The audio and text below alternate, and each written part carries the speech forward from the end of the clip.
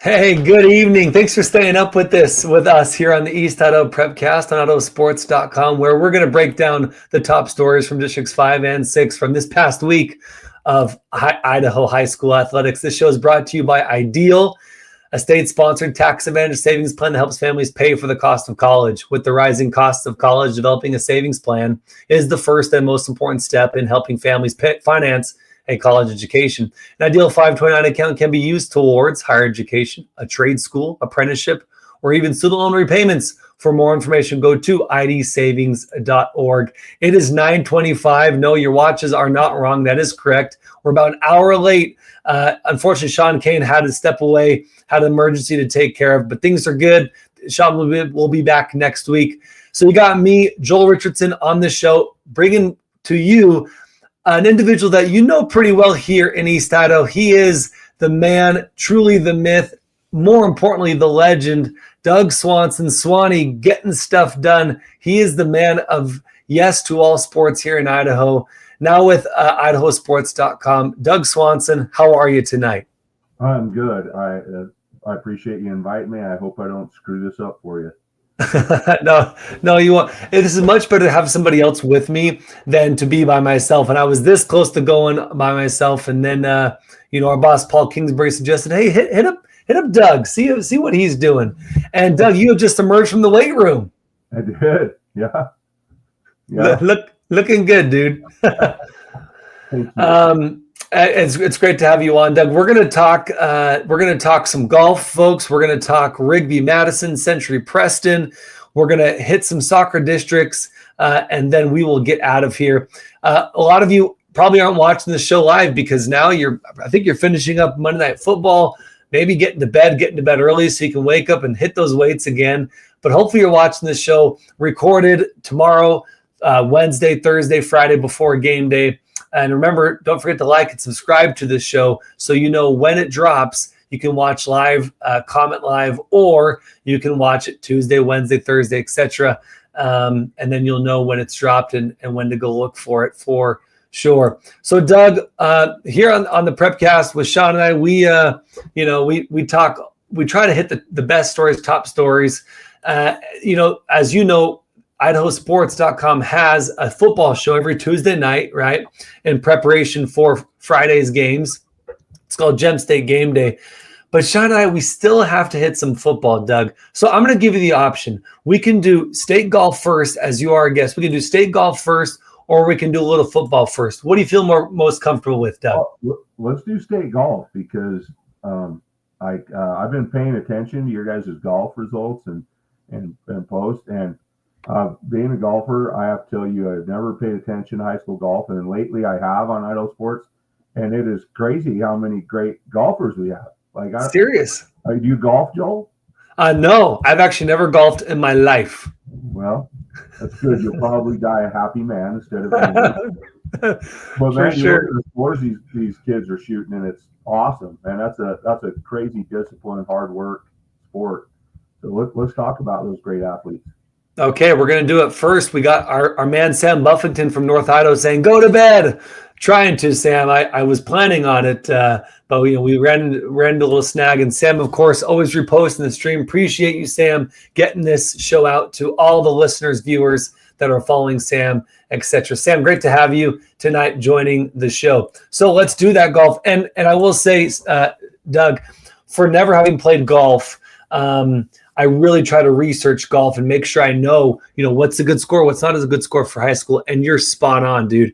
These scores that these kids are dropping are pretty good compared to your kind of national average of high school, state champion athletes. Yeah. So let's hit it. The man of the hour, he's been the man of our show really for the last 2 years, is Justin Anderson, Doug, back-to-back state champion. And just like last year, it came down to a sudden death, this time beating Gavin Milnerick in that sudden death play. Justin Anderson ends up shooting a 68 on Thursday, a 70 Friday to win the whole thing. Like, sign that kid up for PGA, dude. What is going on? Right. And sudden death. What's sudden death golf look like, man? What is that like? Is it one hole and winner? Like, how's it work? I think you have one or two holes, and yeah, like best score wins. That's crazy. That's a lot of pressure. How would you like to be up on a tee box like that? Like be a senior, like this is going to be back to back, like no pressure there, huh? Yeah, for sure. And having done it 2 years in a row just shows how amazing Anderson is. Early on Thursday, I thought I saw a report where things weren't quite great for Justin. I think he started a little bit slow, or his team started slow. But doesn't matter. Justin ends up winning the whole thing. And then the Thunder Ridge golf team placed fourth, Doug, at state. So great job to them there.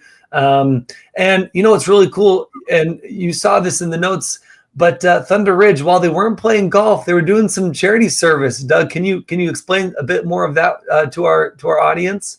Well, it looks like those kids rallied together like high school Squirt Springs about, and they used their free time to build 67 winter kits for donations, those in need. And man, it's so much more than a game, huh? Yeah, 100%, dude. I love that we take those opportunities to serve our community. And that's what high school sports, you see all these college teams as well, trying to get out in the community and serving where they can. And especially coming into this time of year with Thanksgiving and the holidays, with Christmas, etc. It's a great time to serve. And especially here in East Idaho, Doug, it's starting to get a little bit cold outside. Really, really cool that Thunder Ridge team was putting together winter kits for the needy. So, hey, shout out Thunder Ridge, shout out Justin Anderson and those boys. Let's hit also on the girls' side in 6A. Highland senior Megan Merrill, dude, she also placed last year at state, doing a great job. And she was 12th, plus 19 overall. But she also helped her Highland team get 8th place at state. Highland boys place 5th. Now, Doug, you wouldn't, you would see those places and say, well, that's only 12th, 5th, 8th. That's not great. But remember, and Doug, you as a golfer you might have a bit more insight into this. A lot of times we don't golf as much out here as they might in East Idaho, in Treasure Valley, just because our weather is not great, especially when golf used to be in the spring. You would be maybe a month behind everybody else just getting on the green. Oh, more than a month for sure. I mean, that's why everybody in Treasure Valley hits a curveball better than a kid here, because they're playing baseball months before. It's pretty hard to February. Golf. Yeah, pretty hard to golf in the gym. I see a lot of schools, I don't know, that are trying to adapt and get these golf simulators and get the kids out doing everything they can. But yeah, you're certainly battling the weather over here to get on a course and play a real game. So they're probably at least a month behind Treasure Valley in the Twin Falls area, but I bet you more than that. Yeah, sure. Yeah. So let's hit. So congrats to Highlands Megan Merrill, a junior last year, placed at state, and a senior this year doing so as well. And I wish, I don't know Megan Merrill's history with like family and friends, but how cool would it be to step up to the green playing with maybe your uncles or brothers or whatever and just dominating, right? I just would love to see that play out, right, in real time. For sure. No, and I'm just telling you, look at these kids' golf scores, and I don't golf with anybody that could beat these dudes. So I keep telling. I told me and my kid were golfing the other day. I'm like, we need to recruit a couple of those dudes to play in tournaments with us, because they would whoop everybody that we do that. For sure. They would be taking care of the Doug Swanson, who's back there, pulling their scores up, right? Yeah. Let's hit 5A boys and girls, and then we'll move on from golf. Skyline places 3rd, Preston 4th.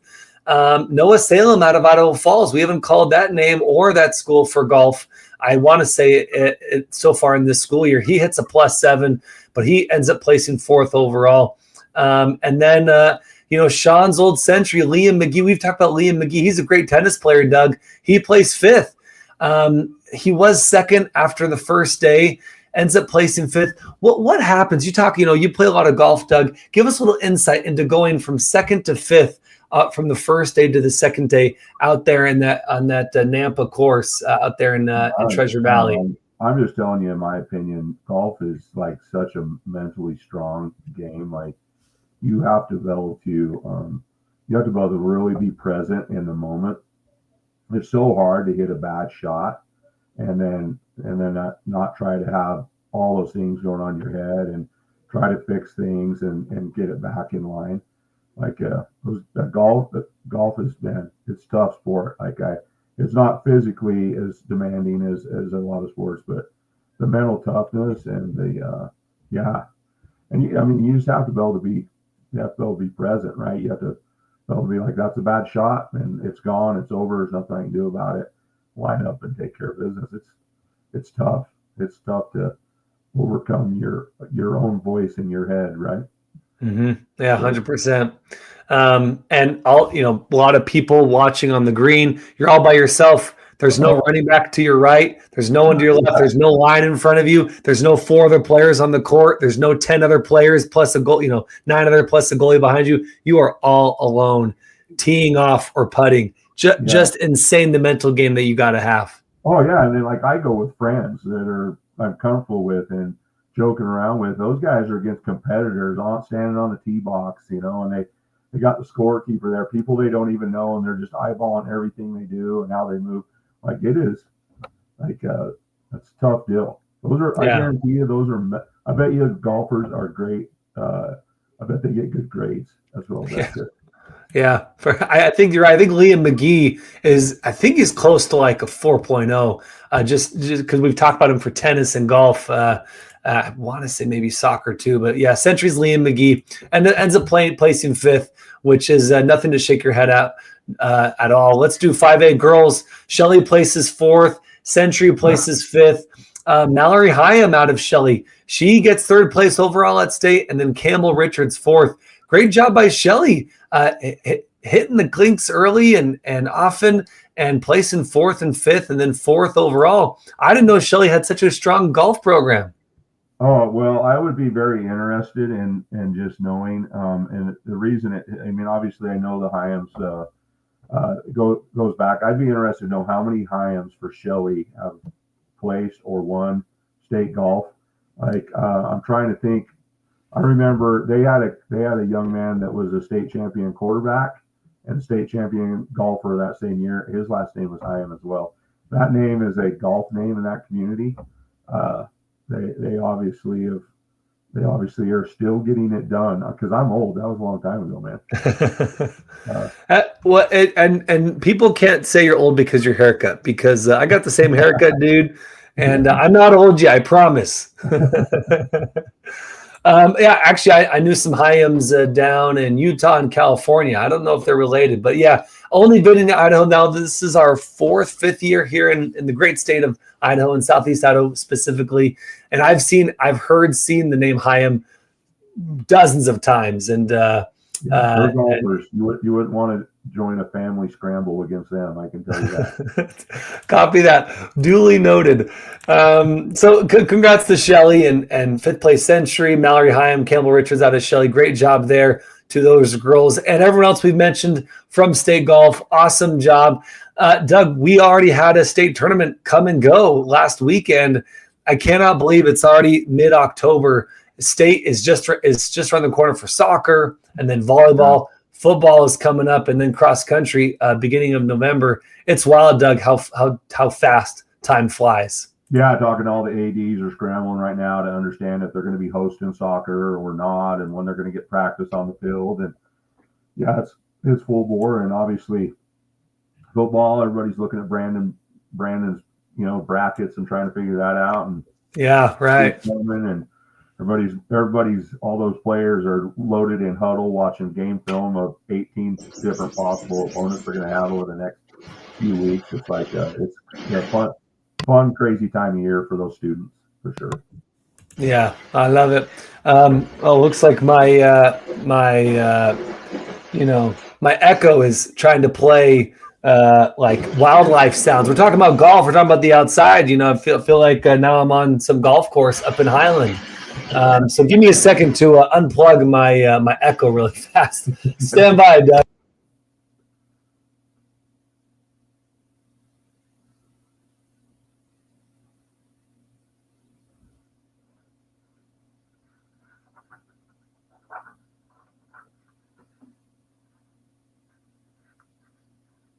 All right, it wouldn't be the East Idaho Prepcast without some tech issues, Doug. This is just a common occurrence here in the Richardson household of the echo going off in random moments. My kids should be in bed, but when dad's away, the kids play. You know what I mean? Right. So anyway, let's actually we're gonna hit football at the very end, Doug. We're talking about state and districts, and soccer is next. So let's hit soccer. Really, it's gonna be quick. Most from 6A all the way to 4A for girls and boys. So far, most district tournaments are going chalk, Doug. 6A girls chalk, 5A girls High Country Conference chalk, 5A girls SEIC chalk. I forgot 6A boys. That's going chalk. 4A girls Mountain Rivers, they start Tuesday. 4A girls SEIC, that's gone chalk. We already have a championship game coming, Marsh Valley versus American Falls. This Tuesday, tomorrow is the championship game. Winner goes to state, and the loser plays, I believe, in the state play-in game. And then I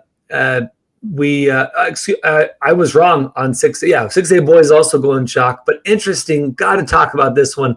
Thunder Ridge boys soccer, who we were high on them last year. Doug, Sean, and I were here on the East Idaho Prepcast, but Thunder Ridge kind of stuttered at state. A lot of great soccer teams out there in Treasure Valley, but Thunder Ridge starts strong in district play, winning 10-0 over Madison in their first game. So that's gone chalk. Thunder Ridge is the first seed by a mile.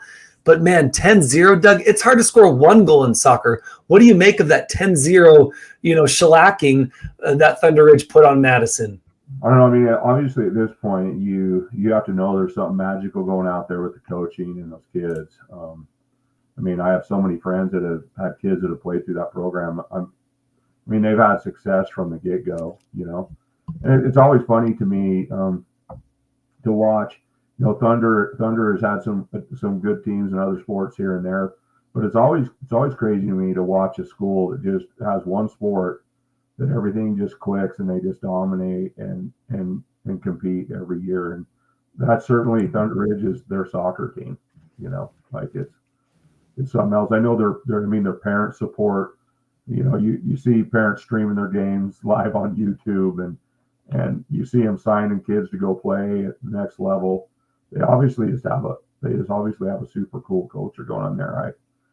I think they're kind of certainly like, around here, they're certainly like the Rigby of football. They're just going to, every year that they're going to be there and compete. Yeah. Speaking of how well they've been doing, they lost one time this year, Doug, 6-2 to Mountain View. Get Mountain View out there in Boise. The big question is, Thunder Ridge should win district, should win the district tournament and go to state. Question is, how high of seed will they be because of all the good Boise schools? And then how well will they do? Because again, last year Thunder Ridge had a good team, and they go up against these Boise schools, and great soccer going on out there in the Treasure Valley. So I'm really excited to see how well Thunder Ridge does, or how I should say how they do. And I'm expecting a better result than last year.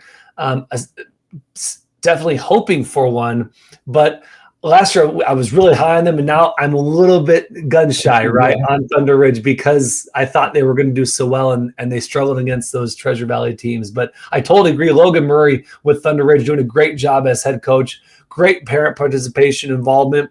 And I see it on social media. I try to follow as many teams as possible, as many high schools and their teams as possible here in East Idaho. And Thunder Ridge boys soccer is always showing up on my feed, right? Always adding things. Them, and also Idaho Falls soccer. There's always scores for JV, freshman team, always commentary from coaches and parents. And that matters, right? That gets the word out. And these kids are watching social media from other schools. They're watching social media, and you see like, oh, something cool is going on in Thunder. I want to be a part of that. Great. I agree with that 100%. Yeah, that's definitely in our town. Everybody just knows that they're going to be good, and they just set that standard. Yeah. 5A boys High Country Conference, that's going chalk so far. 5A SEIC chalk. Pocatello's number one, awaiting the winner of Century Preston, I think. And then 4A boys Mountain Rivers Conference, that starts Tuesday. This is the only one, Doug, that did not go chalk so far. 4A boys Southeast Idaho Conference. You got number 3 Aberdeen. Snake River defeats number 3 Aberdeen 9-0. So almost matched that 10-0 shellacking that Thunder Ridge gave to Madison. Very interesting that the number 3 Aberdeen lost to Snake River. And now Snake River, they play American Falls, who number 1 Marsh Valley is awaiting the winner of that. So Snake River coming in as an underdog, but all the momentum after that 9-0 win over Aberdeen. Yeah, it makes you wonder, like, as the weather starts to change, you get colder. I mean, soccer is like football. I mean, there's some teams, and it gets colder and it's wet and windy, they can deal with the elements a little bit better. I'm sure soccer is the same way. Yeah, that's a great point. That ball, just like a football, when you're kicking those field goals, that soccer ball, dude, gets so hard. That's and yeah, it's hard to. The rain is coming down. It's windy. Depending on what side of the field you're on, it might become 5-0 like this because of you're on the wrong side of the field and the wind is going that direction, right? Yeah. So definitely soccer the elements can definitely affect things, especially as we get into district and then state play here in mid-October. So that's really soccer districts. Make sure you're checking back on the IdahoSports.com website for all the district brackets, results, and then state is just around the corner. Should be really good. But again, so far here in East Idaho, at least, things go in chalk, except for that 4A boys SCIC. We'll be watching that one closely and talking a little bit more about that next week, and others, especially if we get upsets or big scores like 10-0 or 9-0. All right, we promised we'd hit it. Let's do so, Doug. Let's do some football before we get out of here. We're going to talk Rigby Madison, Century Preston, 2 massive games. Rigby Madison maybe a bit more just in terms of a huge rivalry, but Century Preston, that was the big conference game. Whoever wins that more or less wins the conference. Pocatello having a down year. So let's hit Century Preston first, Doug. 22-15 Century wins. Preston had their first kickoff. They went on sides on it, throwing Century off, and it was successful. What does that do to an opposing team when your kickoff is an onside kick and it's successful? How do you keep composure when you've already been beaten in that early game chess match? Oh, I mean, obviously, when you certainly understand then that all gloves are off, the team you're playing is ready to gamble and take chances and, kind of put you on your heels right away. So, I mean, I think it's always interesting to me. It's just how a coach responds when the kids come off the field there, how they, that plays over and we got to move on. But that's certainly, I think it's amazing. I mean, Preston obviously Century's on a hot streak right now. They're doing well. They're running the football and controlling the clock. So you're like, we can steal a possession from them. There's so much of that goes on now in football, where you're just, so many. Scott Berger's a master of skilling a possession at Skyline. He does it well. And I think when you're playing a tough team and you're down a little bit like Pokey, you're like, hey, we're going to gamble and try to steal possession, and they obviously got it done. Yeah, they sure did. So Preston goes up on Century 15-0 in the first quarter. This is on senior night at Century, and Century having a magical season. Suddenly you're down 15-0. They also onside kicked you, in the opening kickoff. That's tough. But dude, Coach Fleischman and this team is so tight, Doug. It's been a really miraculous season. Some of us, I wasn't sure if Century was going to win a game. I love Justice Mangum. I love Tito Villano. They know that I love them. We saw them play us sophomores second half last season. Sean and I were doing their game. I think it was Century Preston. And for the first time all night, when Justice Mangum and Tito Villano were given the rock, things started happening. And I thought those guys are going to go somewhere. But still, we weren't sure what's the rest of the supporting cast around Century. And it's been awesome. They've had a fantastic season and undefeated. So even though they were down 15-0 in the first, you figured they're going to figure this out because there's a reason why they're 7-8-0 because they have a coaching staff and this team that's been together a long time and they've fought through the winless seasons. The the criticism, right? The mockery, if you will, that's come from, Idaho and East Idaho teams. And so I'm not surprised that Century ends up winning this game 22-15, really close game. Connor Iverson, 2 touchdowns, over 120 yards, 31 carries, but he was shut down in the second half by that tight Century defense. And then Justice Mangum, right? My guy, 3 touchdowns rushing and passing. And then Adrian Gonzalez, 7 interceptions, puts him as one of the top in the state total. This is 7 INTs total on the season, playing amazing ball right now. But Doug, let's talk about this. As the game went on, it kind of got chippy towards the end. Century gets an INT to seal the game.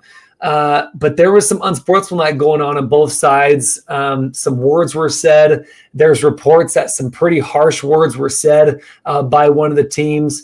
I don't have any confirmation on anything, so I'm not going to say this or that. But apparently there was enough unsportsmanlike conduct, flags, and words were said that Century decided, and again, this coaching staff, they're veterans, they've been around a long time. They decided, you know what, we're not going to shake hands. We don't want to have anything else happen. We're just going to go to the locker rooms, call it a night. But Doug, you've had plenty of experience coaching football and around, here in the East Idaho community for football teams. What is that like when there's all that unsportsmanlike conduct and you can't shake hands at the end of the day, or you feel like you can't shake hands at the end of the day? Yeah, I mean, I'm just going to say that I just don't agree with it.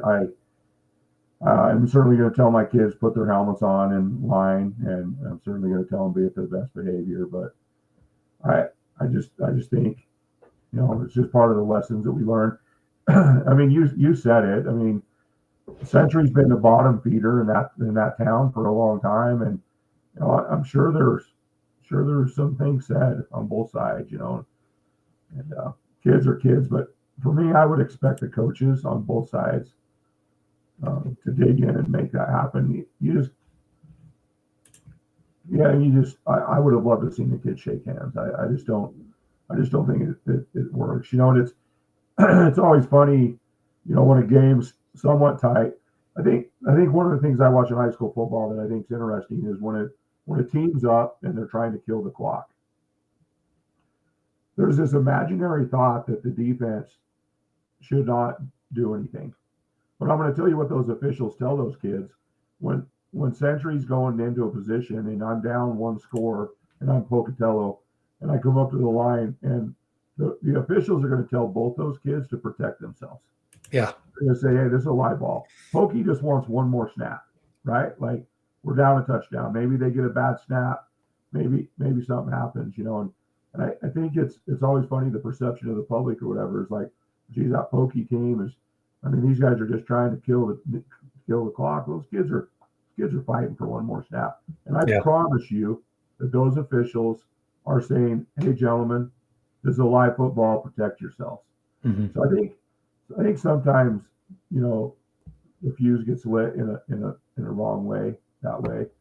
And man, social media has changed our world with kids too. Now, like they know each other better than ever. My guess is it probably didn't start on the field. My guess is there was probably some things running throughout the week. It's a huge rivalry. Sure. And, got to an end. But I just would say, for me, if my kid played on the team, I'd want the coach to tell him, this isn't how it works. Buckle your helmet up and go shake hands. Like, it's just the right thing to do. Yeah, that's a good perspective. From what I heard, a lot of things were said, and because these kids are kids, I wonder if the coaches were like, you know what, we're not taking any chances because Century is having a magical season. We don't want anyone to get in trouble, and so we're not even going to touch it because, to your point, kids are kids, and things. Things might get out of hand, especially if they'd already gotten out of hand in terms of the words that were said. And here's a comment from Matea Mangum. This is I want to say this is Justice Mangum's mom. She says, when one team is yelling racial slurs to several of your players, that crosses the line. Sports banter is normal, but there was a line that was crossed. I feel coaches were trying to protect their players. So I think Mrs. Mangum is. I think she's right on this one, Doug. If there were racial slurs said, and this is coming from Justice's mom, I think that's Justice's mom. I'm just going to go on a limb. But maybe at that point it's not appropriate to take any more chances to shake hands and let's move on. And certainly inappropriate behavior for that team to be in that sense. So Shauna, we wanted to talk about sportsmanship and making sure that we're treating each other like human beings, right? And we are all people. We all have hearts and brains, and we are all trying to hopefully doing the best we can. And it's a game, right? And like Matea Mangum said, sports banter is fine, right? Oh, you suck. No, you suck. Okay, well, good for you, right? But when it goes beyond that and we're hurting each other as human beings, then if that is what happened, and I'll trust Matea Mangum, then that's absolutely uncalled for. And there's no room for that in any sport, in any level of football. So hopefully we can go beyond that, Doug. Hey, your last name's on the back of your jersey. You're representing your family. Yeah. The name on the front of your jersey is the school that supports you. You're representing them. And then at the end of the day, nobody's going to remember you as a football player. They're going to remember what kind of person you are. So I think those are things that we certainly are trying to instill in the game. And it's always harsh for me because, Joel, 98% of the time, that's what we see the game teach. It's always just frustrating for me that the 2% that's loud. Like, what a great football game. Like you and I just talked about what a great game that was. And then we have to talk about this. Yeah. That's unfortunate. Yeah. 100%, especially because we have so much fun, right? Playing the game, talking about it, breaking it down, being armchair quarterbacks. Even in the high school stands, we're armchair quarterbacks, right? Yeah. Oh, why did you do this? It's a lot of fun. But yeah, that 2% gets super loud. And it kind of overshadows what a great game it was. Again, that final score, Doug, 22-15. I mean, and Century being as good as they are, and Preston giving everything they could to Century, and Century shutting them down after 15 straight points in the first quarter. That is a great comeback by Century, continuing their streak. Yeah, like storybook deal. Like, that's a senior night those kids will remember for a while. Yeah, 100%. Again, after getting the onside kick, going back to that first, I just think, talk about the mental game of golf. When you get onside kicked, the first play of the game, that's tough. And here's Justice Mangum, just with the clap for Justice. And Justice played a great game, dude. Again, you have fan here. You've had a fan here since your since last year. But been enjoying your game so far. Keep it up, Justice. You're playing great ball right now, to you and your team. Doug, anything else you want to share from the Century Preston game? No, but I mean, certainly, I think both of those teams have improved, are on the right path and have improved. Man, I love East Idaho football, and I want to see banners hung on this side of the state, and I want to see rivalries be strong. I love seeing those schools get on the right path and getting after it. How excited will we be for Preston Century next year? Right. Let's get it going. Yeah, for sure. Can we fast forward to 2026? And Justice Mangum says, yes, sir. Yeah, keep up the good work, Mr. Mangum. All right, guys, let's finish off with Rigby Madison. Another close game, Doug. This game went into halftime with Madison leading the Rigby Trojans. Madison's they were playing really good ball in the first half. Rigby comes back. They end up winning 23-19, but Madison was driving in that fourth quarter until they give up a fumble. Brutal moment if you're a Madison fan at Madison. Huge game for them, right? They're playing so well, and Madison fumbles the ball deep in Rigby territory. Rigby collects and never looks back. 4 lead changes. I was broadcasting that game with actually Rigby's PA announcer, Adam Hall. We were missing guys, and I needed someone. I did a game with Adam, first Rigby Coeur d'Alene game of the season, and Adam said, "Hey, if you ever need someone, come get me." So I bring him in, and he did his best to be neutral. It was actually a lot of fun to listen to him, break down Rigby and try to be as neutral as possible. He really did a good job, but we had a great time. But again, 4 lead changes. Adam was breaking down Rigby football. 10 points total in the first half, 32 in the second. Rigby Madison, that's one of those classic rivalries that's been around a long time, but a little bit scary for Rigby. They pull it out, but 23-19 was not what most of us expected from that final score, Doug.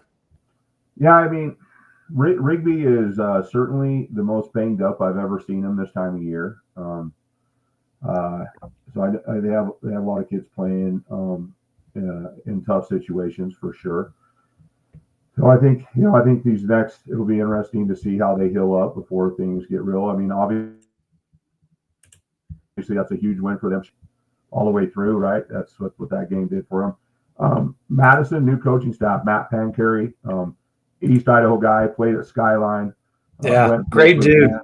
Went and played for the Vandals and moved back to our side of the state. Like I'm so glad to see him here. I'm telling you, he's a special individual, and that game should be the ultimate rivalry. And I'm excited to see Madison on track and see where that goes in the future.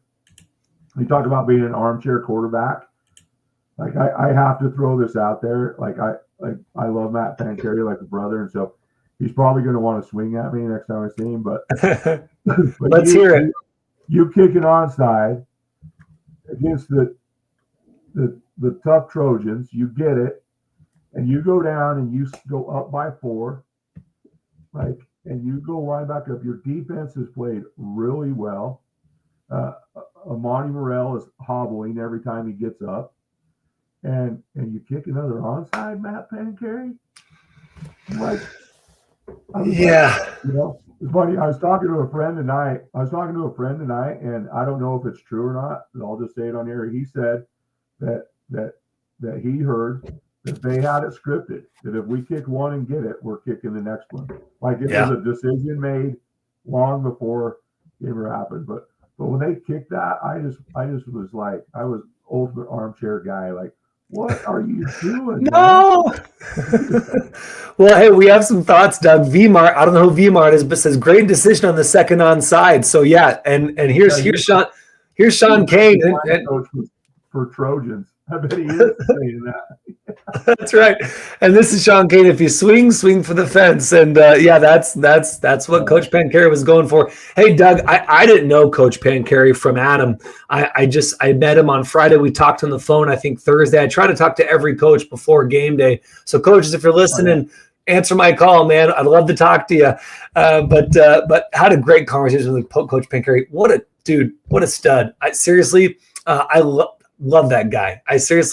I really appreciate coaches who go above and beyond and giving us information and talk about the kids. And he told me a lot about himself, but not in a braggy way. I was asking the questions and he was answering.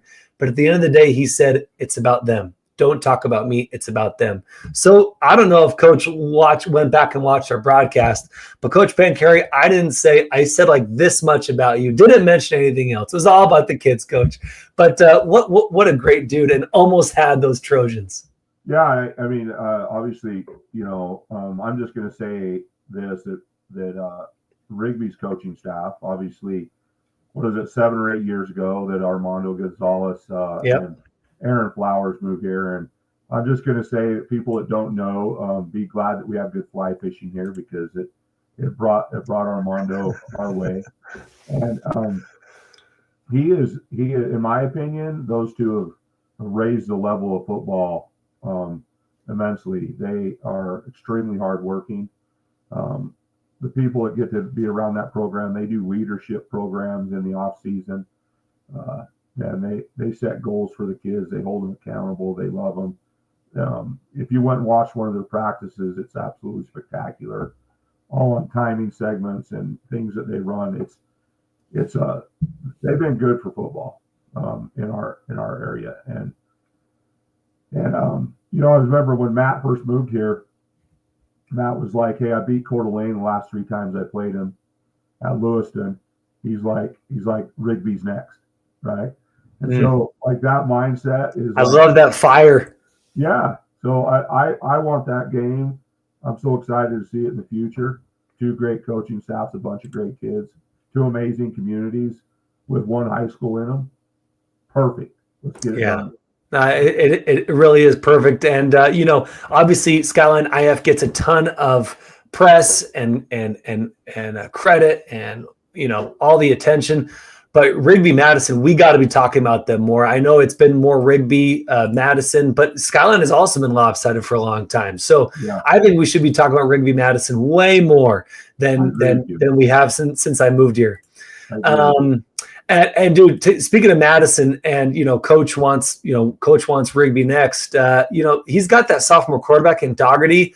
That dude was balling on Friday night. I got to watch him live. Of course, sophomore quarterback, great vision, great on the rush. He knew when to take off and he knew when to hold it, or he knew when to throw. Solid arm. He had some really good deep throws. The only error was that fumbled snap, but that may not have been his fault. That may have been a bad snap. But dude, it was a little low, man. How great is it to be a center and nobody knows you until like one time during the game? I know for sure. for sure. Yeah. I would say this about the Doctor kid. I get to watch all these kids grow up in great kid. He's a super high IQ kid. And he's about getting the ball out of his hand on time. He's just going to get better for sure. And I would tell you, just knowing Matt Pancari, like you'll see that offense grow. I don't know if you watched Matt at Lewiston, but they were fast. I mean, those dudes were no huddle and ripping.